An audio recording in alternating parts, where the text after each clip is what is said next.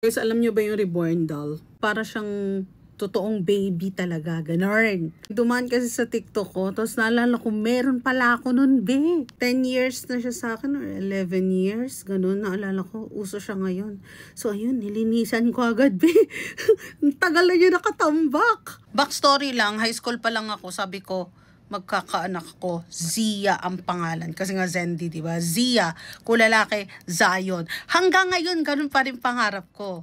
So, yeah. Pag ready na ako, Zia Zion on the way. Let's go! So, ayun nga, balik tayo sa Reborn Dolls. Binigay to sa akin ng friend ko sa galing US. Tapos nabili niya ito mga $800. Kasi sobrang dream ko siya, ganun. Tapos, eto na siya ngayon. 11 years, guys. 11 years. Ang ganda pa rin. Parang baby talaga. Si Zia pala to, guys. Si Zia.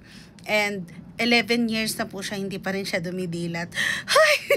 Naalala ko pa dati, pumupunta akong SM. Tapos, naghahanap ako ng kasya sa kanya. Mukha akong baliw.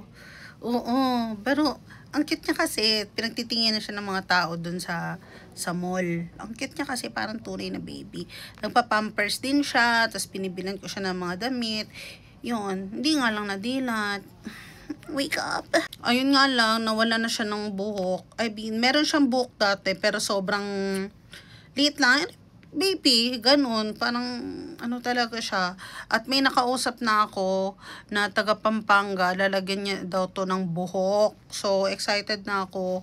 Gusto ko magmukha siyang Asian, B. Kasi, alam mo naman, hindi na foreigner ang jowa natin. So, Pinoy, mukhang Pinoy na. Ganun. So, ayun guys, excited na ako. So, meet Zia guys, my baby. Pero ayun na nga, ang tawag sa kanya reborn doll.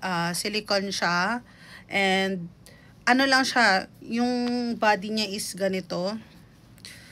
Yan, kaya ang lambot niya, ang ganda ng feels. Ayan ganyan siya.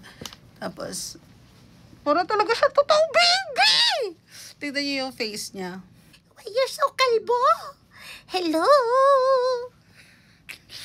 Ayun lang, pakilala ko lang sa inyo. Matagal na po akong may anak. 11 years na ago. Yeah, 11 years old na to, guys.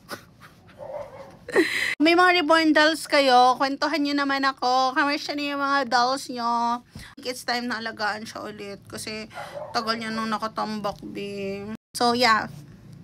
Kwentuhan nyo naman ako. Yung mga itsura ng mga reborn dolls nyo. Let's go!